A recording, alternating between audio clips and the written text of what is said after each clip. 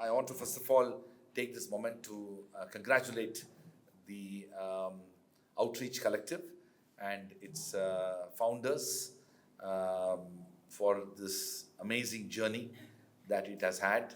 I think in a relatively very short span of time, it is only fair to say that the Outreach Collective has created a collective consciousness among people who work in this field.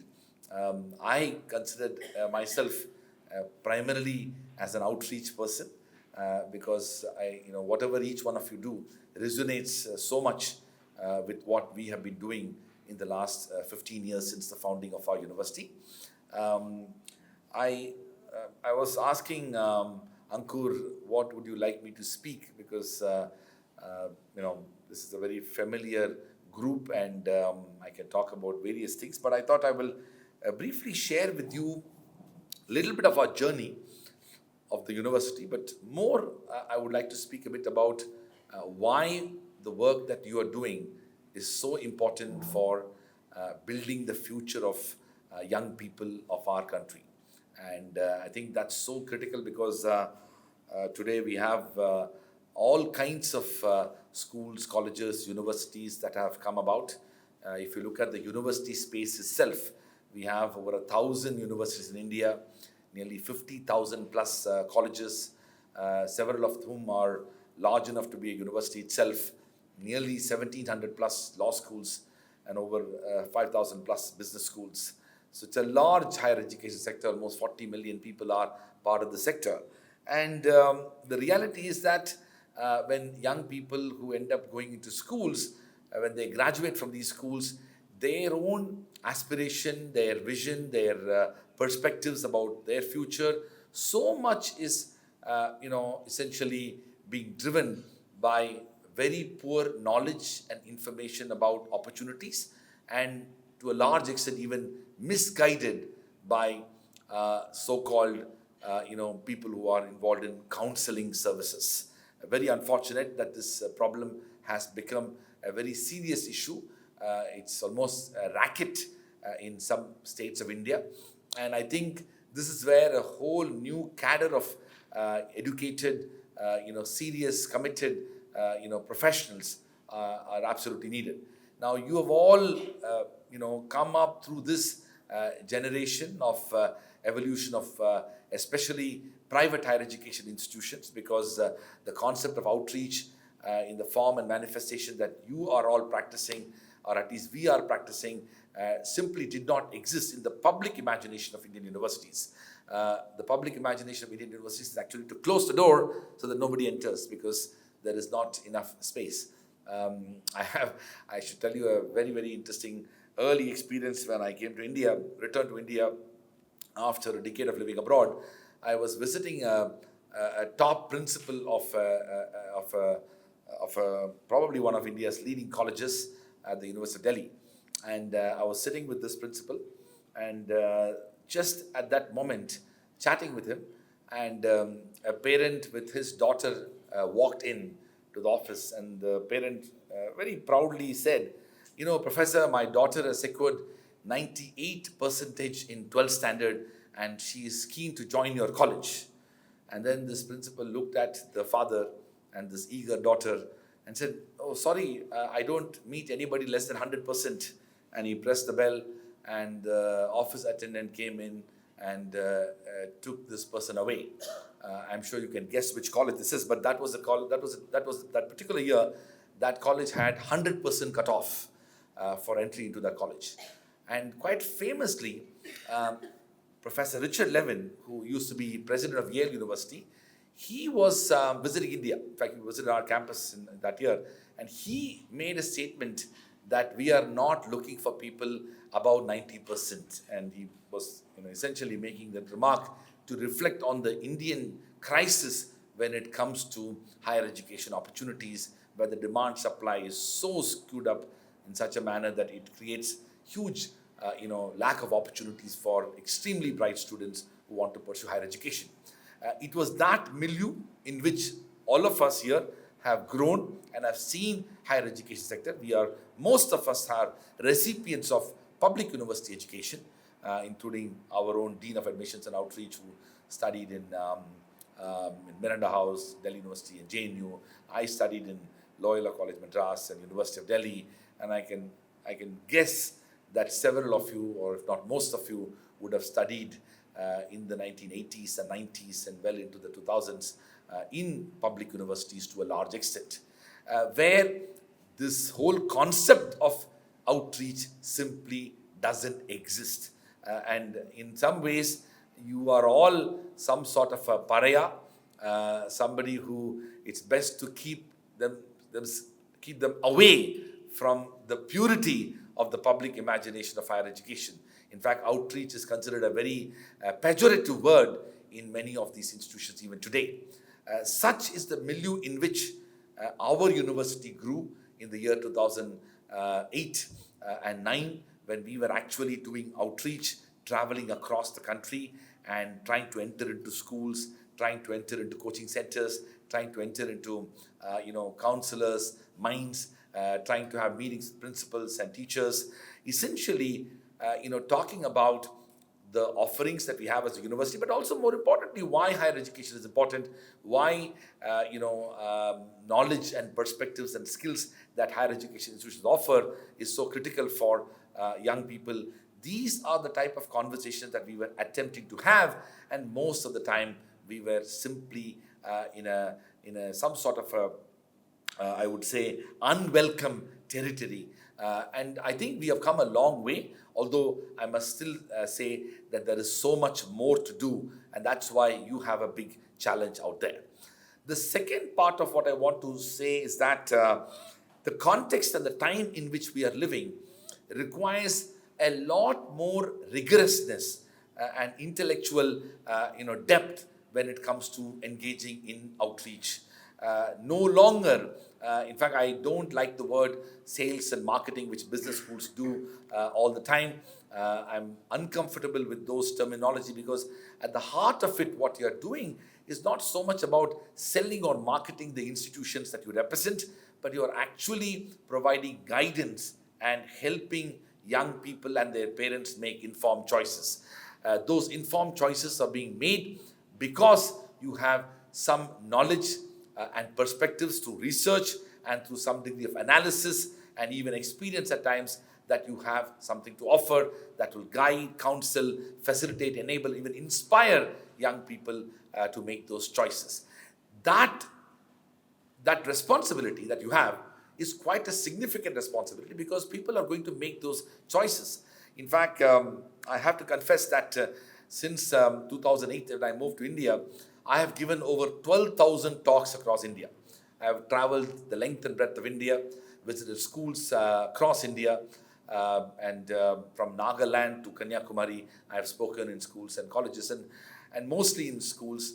And the strong thing that emerges out of that experience is that even the best of the school counselors, with all due respect, are significantly clueless about the role of higher education institutions, the kind of choices that young people are expected to make as they decide about their future. And unfortunately, some of them play God, essentially trying to make doctors and engineers and chartered accountants and lawyers and others out of the students who are pretty gullible at that point of time.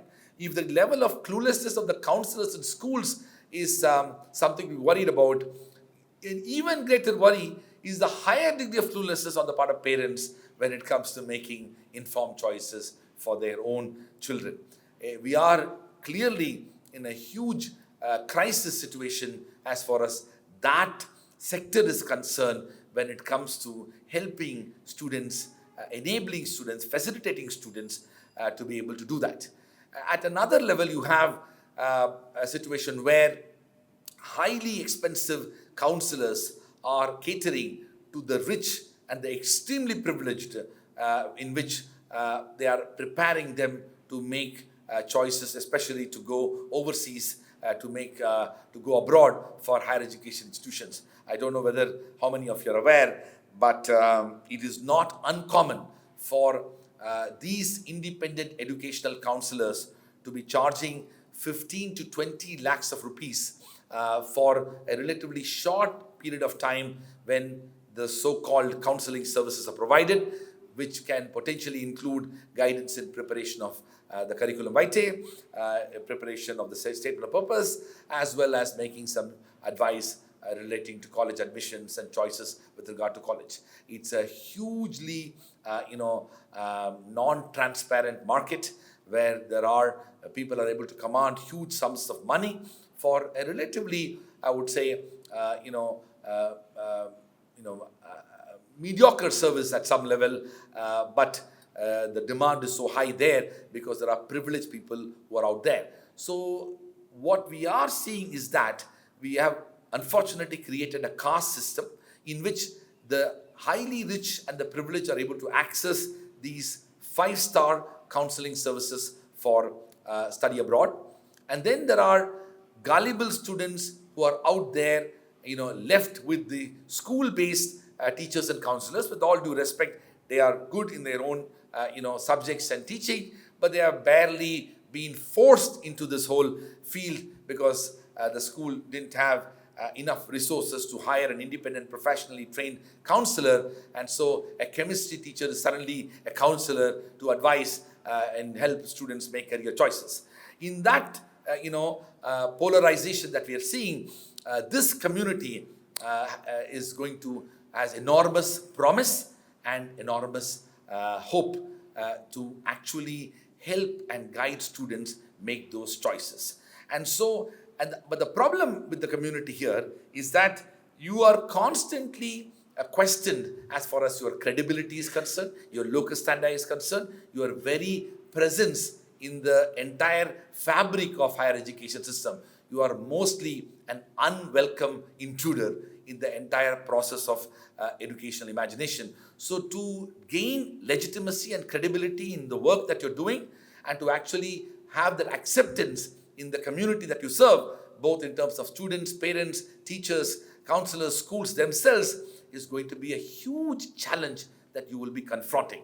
I want to say that the 5 ways by which you can confront this challenge effectively is as follows. First, I would like you to develop a strong intellectual foundations in the areas that which you want to position yourself, prepare yourself in terms of being an effective outreach person. If you really want to be somebody who is going to champion the cause of an institution or a cause of a discipline, you need to have the strong intellectual depth and knowledge and perspectives that can help students and others make those informed choices. Knowledge is not just power, but it is also the source of comfort and confidence for the people who you are interacting with. The second aspect, which I think is important, is that develop a deep sense of trust and openness when it comes to ideas. It's absolutely important that you are serving communities in which the trust quotient is going to matter so much. And that's where you need to work harder, because it is naturally understandable that you all come with your own biases and prejudices and lived experiences that have shaped your thought processes. And to be challenged from that standpoint and to be able to come out of the comfort zone and to engage with the communities that you serve requires a reimagination of your thought process, requires a greater degree of understanding and appreciation of the higher education sector itself. The third aspect, which I strongly believe that you need to focus on, is that to be able to understand the communities you serve better, to be able to hear their voice and to provide the perspectives for them, so that you are not only kind of outreaching and selling your ideas and your own brands and your institutions, but you are actually catering to fulfilling their dreams and their aspirations. Most of the time, that requires hearing them out and to be able to understanding and appreciating what those students, those parents, those people whom you are engaging as a community you're serving, that requires a lot of tenacity on the part of each one of you to recognize that you simply may not know and have all the answers. That requires humility, that requires a deep sense of understanding of the self and also understanding of the communities that you're serving. The fourth aspect of this is also something that you want to cultivate as you pursue this, is about not just, I don't want to use the word networking because it has a very pejorative sense, but also coming together as a community. This community and that's why what the TOC, the Outreach Collective has done has rendered human service to all of you. Because for the first time in the history of post-independent India, this group are people who are serving the education sector, but not necessarily working in an institution and are within the education sector in that sense. And you are clearly not necessarily faculty members and researchers and teachers, but you actually play a very important role in the very process of education. That's a huge opportunity that has been presented to you as a part of the TOC, and I only hope that you remain close to each other. You have shared your own experiences together. Don't see each one of you in a competitive spirit. You may be representing different institutions and different ideas, but ultimately you are part of a shared identity. Your identity as an outreach professional, as a counselor, is far more significant than the institutions that you represent and the programs that you are promoting. This also means that you need to have a better sense of what identity is all about. Your identity to come together here is not about which institutions you represent, but you are part of an entire community which is serving the education sector. Students and parents are dependent upon you. Institutions are dependent upon you. And so the responsibility that you have in serving that community is far more significant than those individual institutions you represent.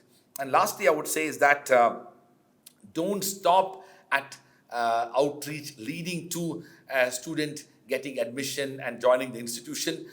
It's absolutely important for you to move into the stage of mentoring as well. Today what has happened is that we have a huge crisis in the education sector in general, not just in universities, but also in schools and colleges.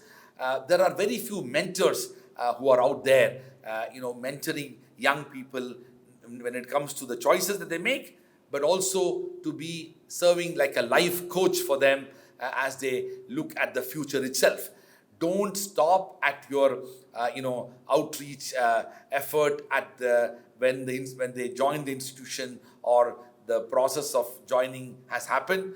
Remain closely connected. In fact, some of the best counselors and outreach professionals are those who are continuously in touch with their mentees, students, those who have counseled, those who have advised, and they remain a constant source of encouragement and inspiration for them, and they look up to you for guidance and support that transcends their immediate educational goals and aspirations. So I think that's something that I would like you to cultivate as you look at the future. I want to say that some of the big, while you do these things as outreach professional, I also want to say that the education sector is dramatically transforming as we speak. I strongly believe that the next decade is going to see huge changes in the education sector, some of which we are already seeing as we speak. There is a lot of emphasis on artificial intelligence and robotics and machine learning when it comes to the future. The role of technology will be very significant. But I am also equally convinced that a lot of the jobs that are going to be generated are not going to be only in the technical and technological sector itself. A lot of jobs are going to be generated outside the field, including in the fields of humanities, social sciences, law, and business, especially for understanding the impact of these technologies and how it is going to affect our communities and our societies at large. And I think that's a very important part of what the outreach communities focus ought to be, which is that you are increasingly going to find jobs and job opportunities that are going to emerge in sectors outside the technical and technological aspects of it, in which even those companies and corporations will be looking for professionals who are going to advise them about the legal, the regulatory, and the compliance architecture of it. And that's where a lot of jobs are going to be emerged. And as you know very well, law and regulation is constantly chasing technology. Technology is moving too fast and we are barely catching up, and we will have more and more problems that are going to emerge out of this technology. Just imagine, for example, we are at the cusp of having driverless cars. Initial tests have also already happened. But just imagine if driverless cars have come into, let's say, Mumbai or Delhi, and we are having them. The kind of issues that one technological innovation is going to have on the entire aspect of law of negligence, contractual liabilities, issues surrounding safety and security, numerous issues are going to emerge. And that's the case with almost every technological evolution that is happening, including in AI itself. The second aspect of the future, I believe, is going to be increasingly how we are preparing young people for being, being part of a world that is not just going to be complex, but also potentially violent. As we speak, there are huge conflict, taking place in different theaters in the world. Just as we have not even recovered from the Russia-Ukraine war, we are of course seeing humanitarian violations and human rights violations happening in both in Israel and in Palestine. And of course, even within the subcontinent, there are numerous issues that we have to face. So the question then you have for young people is that, are our young people prepared to be part of an effort to recognize the complexity of the world that they are going to inherit, and to what extent that complexity will provide them personal leadership in addressing those issues, and to what extent they will become part of the solution rather than the problem itself.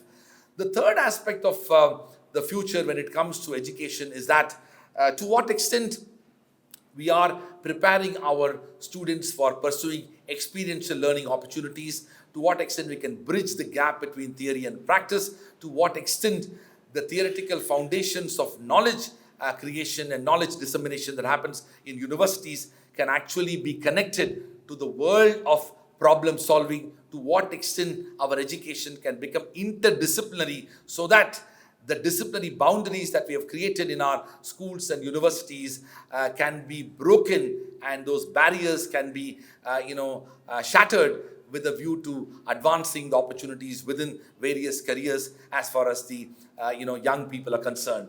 The fourth aspect is something that I am deeply concerned about, which is the future of democracy and the future of law and justice. Increasingly, we are seeing authoritarian trends in societies all over the world, including in democracies. The question is that to what extent our students, our young people in our universities are being prepared to be able to speak truth to power, to be able to address the big challenges of our society, to be able to build an egalitarian social and political and economic order, to be able to create justice within societies, to be able to recognize injustice in any form or manifestation happening anywhere is a threat to justice everywhere. These are aspects that we need to recognize that will affect our future. We are increasingly going to be in a society where the role of individuals and humans will become more important, while vested interests will continue to undermine that role, either through technology or through markets. Both technology and markets need to be regulated, and regulated through enlightened and progressive and liberal thinking individuals who need to demonstrate leadership. And the last is also about seeking purpose and meaning in life, especially for young people. We are seeing high levels of depression, as well as people engage in self-harm, suicides across education institutions. If you look at the data from IIT, for example, there are huge number of young people who have been committing suicides. No institution is an exception, including ours. And so we really need to be conscious of the fact that as a community, what are we doing to address the mental health of young people? How are we preparing young people to be more resilient, to be able to address the challenges, personal, intellectual, academic, and other types of challenges that they may be facing? How are they ready to face those challenges, not just while they are students, but even beyond? These are big challenges that the education sector is facing that transcends curriculum and course structure and programs and faculty and research and all of that. So as an outreach professional, I can only hope that you have broad shoulders, you are ready to think out of the box, you become enlightened leaders, you remain inspiring mentors, and you are also holding the collective conscience of the community so that you can serve that community better. I personally think that you have a very significant role to play in shaping the future of young people, especially when they will be making those informed choices about their future. And that's why the role of the Outreach Collective is absolutely critical. I want to once again thank and congratulate the leadership team, the founders of Outreach Collective. Ankur, of course, has become, his relationship with us has metamorphosed into multiple roles. He joined us as an employee, then he left us. Then, as I've said, anybody who leaves Jindal never is happy, and they end up doing so many other things to come back to Jindal. That's exactly what happened to Ankur Vora. He just couldn't remain out of Jindal for long. He's now come back as a student, as a doctoral student, and I'm so proud that he's working under me as his doctoral supervisor, working on a very important theme of higher education. So I want to end by saying that it's an absolute delight and a pleasure for all of us to host you on our campus. Nothing makes us more happy than to see each one of you in this campus, enjoy the campus experience. My faculty members and of course the Dean of our Admissions and Outreach, Professor Upasana Mahanta, and her team have put together a very good program. I hope you will have opportunities to interact with each other and make these few days as memorable experiences of your stay on our campus. Thank you very much.